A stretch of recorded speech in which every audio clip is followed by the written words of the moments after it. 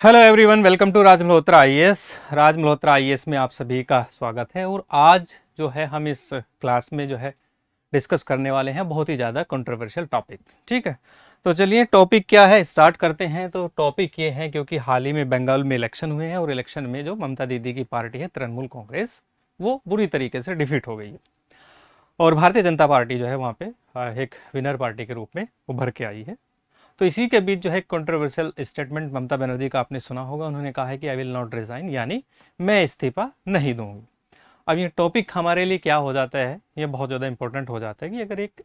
Sitting CM जो चुनाव हार चुका है और पूरी पार्टी के साथ में चुनाव हार चुका है, अगर वो रिजाइन ना करे तो पोस्ट वैकेंट कैसे होगी, यानी चीफ मिनिस्टर का जो पद है वो खाली कैसे होगा,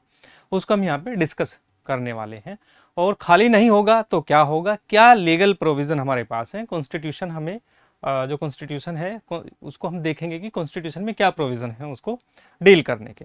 तो अभी जो है इसको हम डिस्कस करने वाले हैं। ममता बनर्जी ने साफ मना किया है कि भाई हम जो है इस्तीफा नहीं देंगे और आपको जो करना है करें। तो चलिए, ये अभी कंट्रोवर्शियल टॉपिक है, थोड़ा सा इसको हम यहाँ पे डिस्कस करते हैं। तो देखिए क्या होता है कि जब भी एक चीफ मिनिस्टर किसी भी स्टेट के चीफ मिनिस्टर के रूप में अपनी सर्विस देता है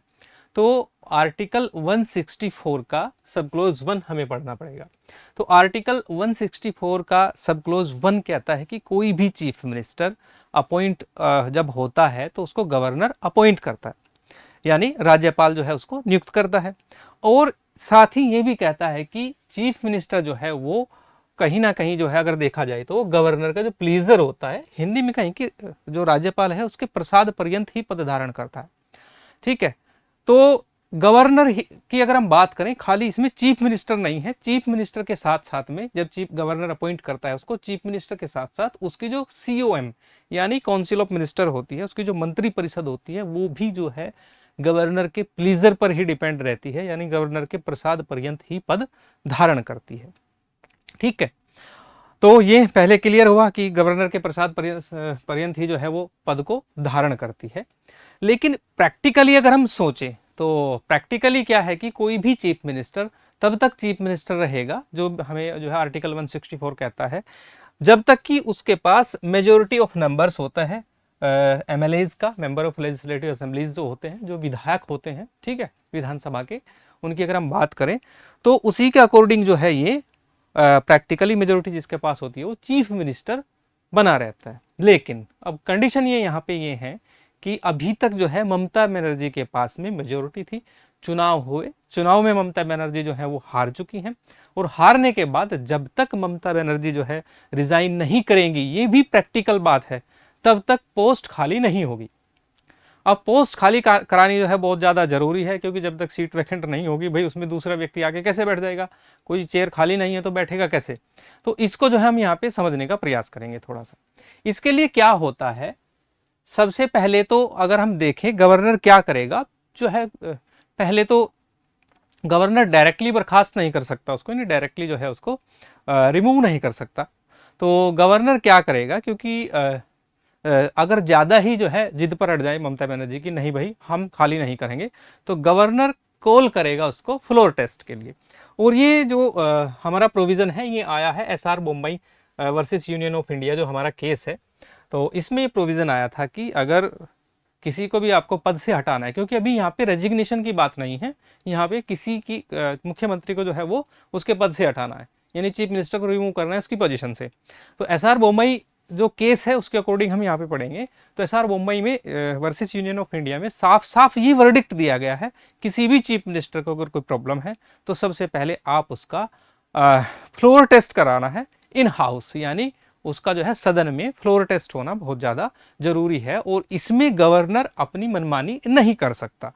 ठीक है, तो दूसरा रीजन ये हो सकता है इसका, यानी दूसरा इसका रास्ता जो है वो ये हो सकता है कि ममता बनर्जी को गवर्नर कहेंगे कि आप फ्लोर टेस्ट दीजिए। ठीक है, तो फ्लोर टेस्ट में ऑब्वियसली उसके पास मेजोरिटी नहीं है, तो फ्लोर टेस्ट में जैसे ही ममता बनर्जी फेल हो जाएंगी तो स्वतः ही वो ऑटोमेटिकली सीट जो है वो वैकेंट मानी जाती है। ठीक है, तो ये इसमें ऐसा होता है, तो उसको रिजाइन देने की कोई जो है रिक्वायरमेंट नहीं है, ऑटोमेटिकली सीट वैकेंट हो जाती है। तो ये ऐसे जो चीफ मिनिस्टर हैं ममता बनर्जी, वो पद से ऑटोमेटिकली उनकी जो सीट है वो वैकेंट मानी जाएगी। अब इसमें हम थोड़ा और इसको एक्सटेंड करते हैं और समझ सकते हैं, अगर जो है रिजल्ट्स डायरेक्टली ऐसे ना होकर इस टाइप के आते। देखिए ये तो रिजल्ट्स ऐसे हैं कि इसमें दो बातें होती हैं, एक जो है चीफ मिनिस्टर है, जो करंटली चीफ मिनिस्टर है, और उसकी पार्टी है, दो चीज़ों से लेते हैं। अब सपोज दैट इसमें क्या होता है कि यहाँ पे तो डायरेक्टली करंटली चीफ मिनिस्टर भी जो है अपनी सीट हार चुका है और उसकी पार्टी भी जो है वो जो मेजोरिटी है उसको खो चुकी है। ठीक है, तो अब हम इसमें दूसरा ऑप्शन ये समझते हैं कि जब चीफ मिनिस्टर जो है वो क्या करे कि असेंबली इलेक्शन में अपनी सीट खो जाए। ठीक है, यानी जो सीट है, जैसे ममता बनर्जी जो है अभी अपनी सीट खो चुकी है, और रिजल्ट अगर ऐसे होती, ममता बनर्जी भले ही सीट खो चुकी है लेकिन उनकी पार्टी थोड़ी मेजोरिटी में बनी रहती, ठीक है,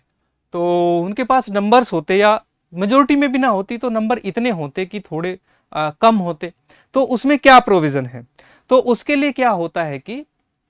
फ्लोर टेस्ट तो विद इन 6 मंथ होना ही है, जरूरी, फ्लोर टेस्ट के बिना तो है नहीं, या ऐसा समझ ले कि मेजोरिटी जो है प्रूव कर देती है ममता बनर्जी की नहीं मेरे पास मेजोरिटी है और मुझे चीफ मिनिस्टर बनाइए, और भले ही वो अपनी सीट हार गई हैं। अब यहाँ पे आर्टिकल 164 का सब क्लोज 4 है। ठीक है, तो सब क्लोज 4 जो है क्लियर डायरेक्शन देता है कि उसको 6 मंथ के अंदर अंदर जो है स्टेट की किसी भी हाउस में, जहाँ पे जो है बाई कैमरल हाउस है, वहाँ पे दोनों हाउस में कोई भी, मोस्टली स्टेट में जो है वो यूनिकैमरल हैं हमारे हाउसेज, यानी लेजिस्लेटिव असेंबलीज है, तो किसी भी लेजिस्लेटिव असेंबलीज के उसको विद इन 6 मंथ जो है अपनी सीट पक्की करनी पड़ेगी वहाँ पे, और उसको 6 मंथ के अंदर अंदर जो है कहीं ना कहीं से वो सीट जीतनी पड़ेगी। लेकिन 6 मंथ तक तो ये गारंटी है कि वो चीफ मिनिस्टर रहेंगे। तो ये ऐसे देखा जाए अगर उनकी पार्टी यहाँ पे चुनाव जीतती तो, या मेजोरिटी में आती तो, लेकिन मेजोरिटी में नहीं है यहाँ पे, तो बिल्कुल दोनों ही तरह से जो है मामला बेकार हो चुका है। अब आगे इसको देखने के लिए क्या करेंगे हम, अगर आगे हम इसको समझें, अगर ऐसा हो कि चीफ मिनिस्टर अपनी सीट जीते या ना जीते उससे कोई फर्क नहीं पड़ता, लेकिन क्लियर मैंडेट किसी को ना मिले। ठीक है, यानी ऐसा देखा जाए कि कोई भी पार्टी जो है, no parties in position to form the government, यानी कोई भी पार्टी जो है जो फॉर्मेशन है वो बनाने में अपनी मेजोरिटी को प्रूव नहीं कर पा रही है, तो उसके बाद गवर्नर के पास राइट होता है कि वो according to the article 356 state में प्रेसिडेंट रूल लगा सकता है। सो गाइज, ये थी आज की जो है एक और नई इंफॉर्मेटिव वीडियो, और ऐसी इंफॉर्मेटिव वीडियो जो है हम बार बार लेकर आते रहेंगे, और हमको रिलेट करेंगे करंट इश्यू से कि क्या आपके लीगल प्रोविजंस हो सकते हैं, क्या हिस्टोरिकल बैकग्राउंड हो सकती है। तो ये सारी चीज़ें आपको बहुत ज़्यादा फ़ायदा देने वाली हैं, और ऐसी इंफॉर्मेटिव वीडियो को देखने के लिए आप जो है इस वीडियो को शेयर करें, लाइक करें और हमारे चैनल को सब्सक्राइब करें। Thank you.